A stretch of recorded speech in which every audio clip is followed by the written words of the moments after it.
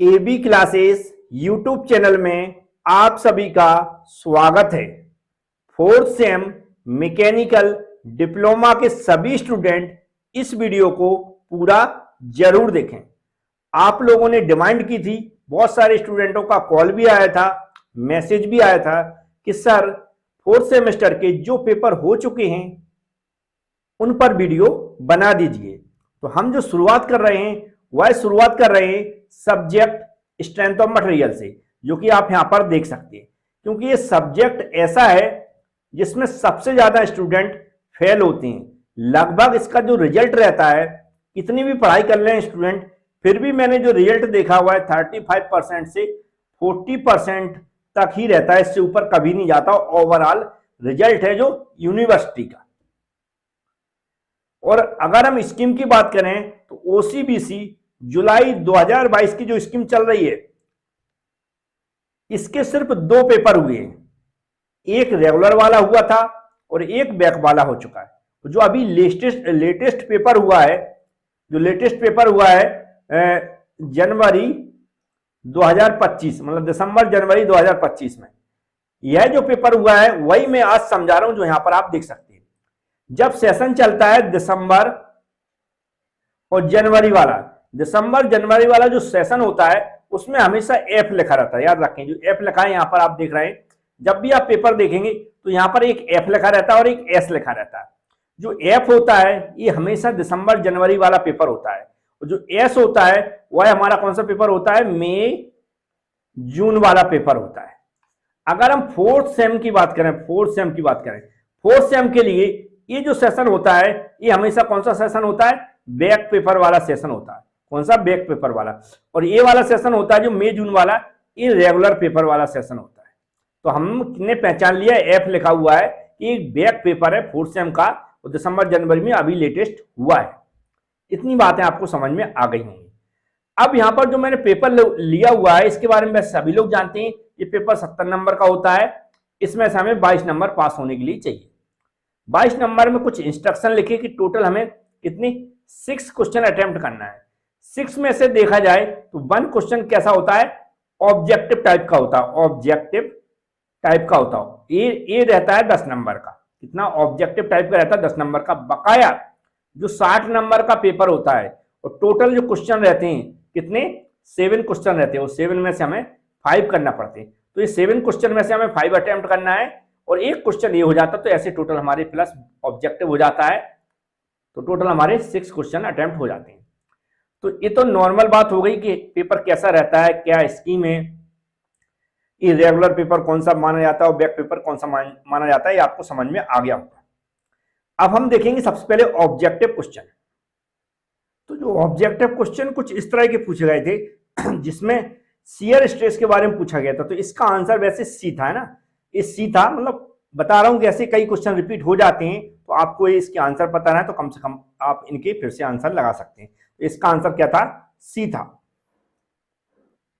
दूसरा क्वेश्चन था bending movement के ऊपर था, जिसमें मैक्सिमम पूछा गया था कि सेक्शन, जो बीम का सेक्शन रहता है, जो शियर फोर्स जब लगाया जाता है तो वहां पर चेंज इन साइन पर मैक्सिमम रहता है, चेंज इन साइन पर मैक्सिमम रहता है, मतलब सी वाला ऑप्शन इसका भी सही हो जाएगा। अगर हम न्यूट्रल एक्सिस की बात करें तो इसका जो आंसर था वह 0 वाला था, मतलब पहला ए वाला ऑप्शन राइट था। ये जो भी मैं आंसर बता रहा हूं ये मेरे अनुसार है, हो सकता कोई एक आध गलत या सही हो जाए, तो आप थोड़ा सा मैच करा लें। इसके अलावा इसमें जो न्यूमेरिकल क्वेश्चन होंगे उन पर मैं पर्टिकुलर वीडियो बनाऊंगा। मैं जो दोनों पेपर हो चुके हैं उनका मैं पर्टिकुलर सॉल्यूशन बना दूंगा, क्योंकि थ्योरी तो ऐसी रहती है जिसकी पीडीएफ है, और जो न्यूमेरिकल क्वेश्चन है वैसे मैंने पूरा कोर्स बना दिया है एबी क्लास एप्लीकेशन के अंदर, वहां से आप स्टडी कर सकते हैं। कंबाइंड कोर्स भी है, पर्टिकुलर सिंगल सब्जेक्टों का भी है। इसके अलावा एबी क्लासेस जो यूट्यूब चैनल है वहां पर भी आपको प्लेलिस्ट मिल जाएगी। तो वहां भी आप सभी सब्जेक्टों की प्लेलिस्ट बनी हुई है पर्टिकुलर नाम से, चाहे वो थर्मल इंजीनियरिंग 2 हो, स्ट्रेंथ ऑफ मटेरियल हो, या कोई अदर सब्जेक्ट हो, कहीं से भी आप स्टडी कर सकते हैं। ये आपके ऊपर डिपेंड करता है। यूट्यूब पर आप फ्री में स्टडी कर सकते हैं, और जो एबी क्लास एप्लीकेशन है उसके अंदर आपको कुछ चार्ज लगेगा सब्जेक्ट वाइज या फिर कंबाइंड कोर्स के अकॉर्डिंग। ये एबी क्लासेस जो एप्लीकेशन है वहां पर आपको पीडीएफ वगैरह मिलेगी, नोट्स मिलेंगे, और कोई भी टॉपिक नहीं छूटेगा आपको अगर आप अच्छे से स्टडी करना चाहते हैं। अब नेक्स्ट ऑब्जेक्टिव क्वेश्चन देखते हैं। अगर फोर्थ नंबर के ऑब्जेक्टिव क्वेश्चन का देखें तो पोलर मूवमेंट ऑफ इनर्शिया के बारे में, सॉलिड शाफ्ट के डायमीटर के बारे में पूछा गया था। डायमीटर डी इज, तो ये क्या जो यहाँ पर आपको दिख रहा है, ये जो पोलर मूवमेंट, इसका फॉर्मूला कौन सा होगा, डी वाला ऑप्शन होगा। जबकि मैक्सिमम स्लोप रहता है कैंटिलीवर बीम के लिए फ्री एंड पे रहता है, तो इसका आंसर बी वाला था। तो ये ऑब्जेक्टिव क्वेश्चन के आंसर थे, आपको समझ में आ गए होंगे। मैंने सोचा क्यों ना बता दो, क्योंकि कई क्वेश्चन रिपीट हो जाते हैं तो पता भी होना चाहिए। अब यहाँ पर देखिए थ्योरी क्वेश्चन पूछे गए हैं। थ्योरी में आप देखेंगे defined modulus of rigidity 2 number का पूछा गया है, और यहाँ पर आप देख सकते हैं जे स्ट्रेंथ एंड हार्डनेस जो प्रॉपर्टीज होती मटेरियल की, और 4 नंबर की पूछी गई है। इसके अलावा 6 नंबर का न्यूमेरिकल क्वेश्चन पूछा गया है।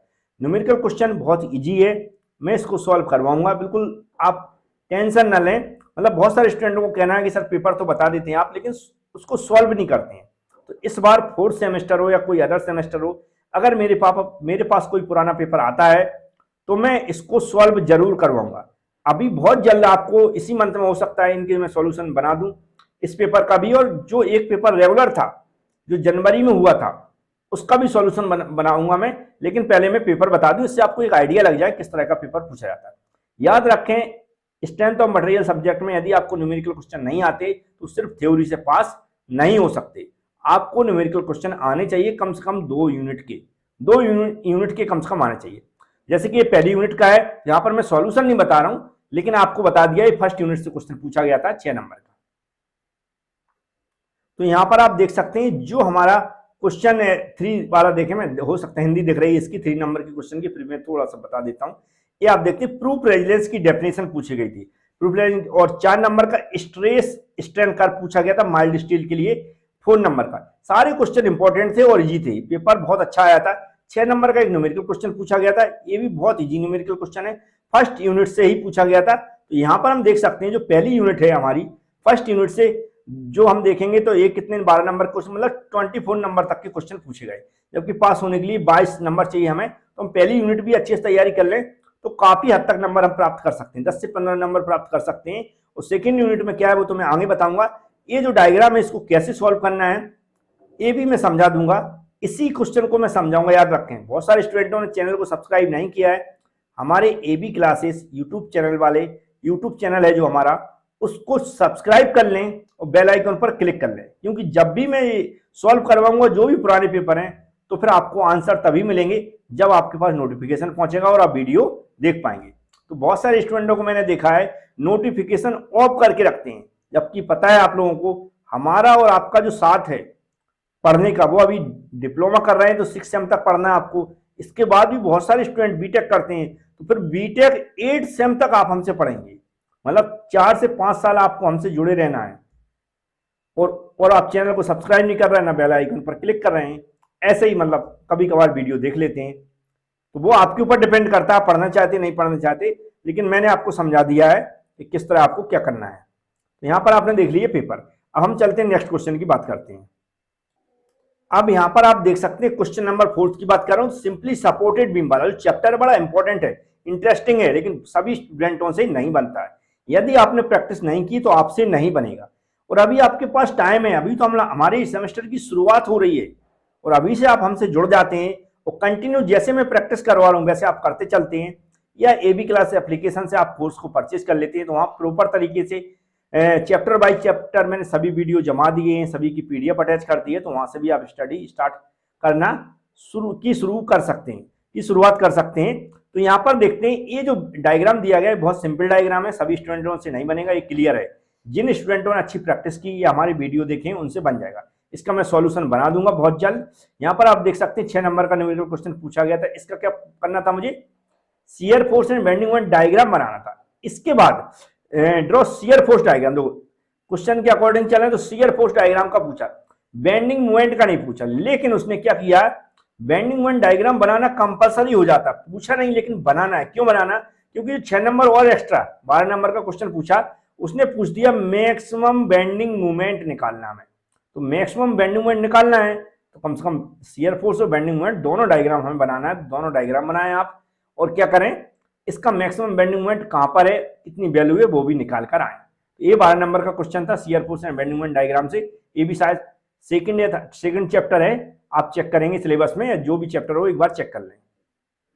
ये बेंडिंग वाली इक्वेशन से क्वेश्चन, बेंडिंग स्ट्रेस वाली इक्वेशन है, बेंडिंग स्ट्रेस वाली इक्वेशन है। उसमें देखो जो एजम्पशन है वो 4 नंबर के पूछे गए थे, लेकिन 8 नंबर का यहाँ से न्यूमेरिकल पूछ लिया गया। ये भी न्यूमेरिकल बहुत ईजी है, इसका भी मैं सॉल्यूशन बना दूंगा और यूट्यूब पर ही आपको वीडियो डालूंगा। तो आप जब भी पोस्टर देखें जो मैं वीडियो डालूंगा तो उस पर लिखा होगा कि कौन से पेपर का है और ये कौन से नंबर का क्वेश्चन है।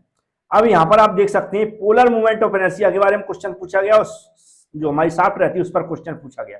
शाफ्ट पर भी मैंने बहुत सारे वीडियो बनाए, बहुत सारे बनाए, वैसे यूट्यूब पे मिल जाएंगे, एबी क्लास एप्लीकेशन में भी मिल जाएंगे। 8 नंबर का न्यूमेरिकल शाफ्ट पर पूछा गया था और जिस 4 नंबर की थ्योरी पूछी गई। ये थ्योरी आप देखते जा रहे हैं कि थ्योरी से काम नहीं चलेगा। स्ट्रेंथ ऑफ मटेरियल का रिजल्ट 35% लगभग एवरेज रहता है। तो न्यूमेरिकल क्वेश्चन आपको सॉल्व करने ही होंगे, वो आप कैसे भी करें। तो यहाँ पर आप देखते चल रहे हैं, जैसे मैं बता रहा हूँ 6 नंबर क्वेश्चन तक हम लोग पहुंच चुके हैं और न्यूमेरिकल कंटिन्यू प्रत्येक क्वेश्चन में आपको मिल रहे हैं 6 नंबर का, कभी 8 नंबर का। फिर हम यहाँ पर हम देख रहे हैं नेक्स्ट 7 नंबर का क्वेश्चन, जिसमें नॉर्मली टाइप्स ऑफ स्प्रिंग पर 6 नंबर का क्वेश्चन पूछा गया। बहुत इजी थ्योरी थी, लेकिन 6 नंबर का फिर से उसने न्यूमेरिकल पूछ लिया स्प्रिंग के अंदर भी। ये भी बहुत सिंपल न्यूमेरिकल है, फॉर्मूले पर आधारित है, सभी से बन जाएंगे यदि प्रैक्टिस करते हैं आप लोग। तो प्रैक्टिस करना कंपलसरी है, अदरवाइज बहुत सारे फॉर्मूले होते हैं, उनमें हम लोग कंफ्यूज होते रहते हैं और आपसे ना फॉर्मूले याद रहेंगे ना क्वेश्चन बनेंगे, इसलिए सभी बच्चे फेल हो जाते हैं। यहाँ पर देखते हैं लास्ट चैप्टर है जो लॉन्जिट्यूडिनल स्ट्रेस और हुक स्ट्रेस की थ्योरी पूछी गई, जो हर बार पूछी जाती है, और फिर 6 नंबर का इससे भी न्यूमेरिकल पूछ लिया गया। जैसा मैंने आपसे बोला है कि एक वीडियो के लिए ये पेपर बनेगा, एक रेगुलर पेपर है उसका वीडियो मैं कल बना दूंगा। कल वीडियो दोनों पेपर देखने के बाद फिर परसों से हो सकता मैं स्टार्ट कर दूंगा। सबसे पहले स्ट्रेंथ ऑफ मटेरियल के जो भी न्यूमेरिकल क्वेश्चन है उनको मैं सॉल्व करके वीडियो बना दूंगा। वही यूट्यूब पर भी मिलेंगे वीडियो, ये जो पेपरों का सॉल्यूशन और एबी क्लास एप्लीकेशन पर भी मिलेंगे। अदर पेपर हैं उनके पेपर पर मैं वीडियो बना दूंगा, लेकिन न्यूमेरिकल क्वेश्चन जिस भी पेपर में नहीं पूछे जाते हैं उनका सॉल्यूशन बनाने की जरूरत नहीं है, क्योंकि सॉल्यूशन मतलब होता है वो जो थ्योरी क्वेश्चन है उसको समझाना। तो ऑलरेडी यूट्यूब पर मिल जाएंगे, हमारे एबी क्लास एप्लीकेशन पर मिल जाएंगे, तो वहां से आप देख लेंगे। तो पेपर पर वीडियो मैं जरूर बना दूंगा, जिससे बहुत सारे स्टूडेंट जो पुराने पेपर देखकर स्टडी करते हैं कि कैसे हमें तैयारी करना है, तो वैसे आप कर सकते हैं। तो उम्मीद है आपको जो भी वीडियो मैं बना रहा हूँ या इनको सॉल्यूशन मैं करवाने वाला हूँ तो आपको पसंद आएगा। वीडियो को कमेंट वगैरह पॉजिटिव हमारे लिए करें, जैसे मैं आपकी मदद करता हूँ वैसे आप हमारी हेल्प करें। दोस्तों के पास इस तरह की वीडियो शेयर कर दें, चैनल को सब्सक्राइब कर लें, बेल आइकन पर क्लिक कर लें, और लाइक करना तो वैसे भी ना भूलें, क्योंकि लाइक करने से आपका कोई नुकसान नहीं होने वाला है, सिर्फ हमारी रेटिंग बढ़ती है। तो उम्मीद है बहुत सारे स्टूडेंट जिस तरह हम आपके लिए मेहनत करते रहते हैं यूट्यूब पर, उस तरह आप भी हमारे लिए दुआएं करेंगे और जो भी वीडियो शेयर करके हमारी मदद करेंगे। Thank you friends.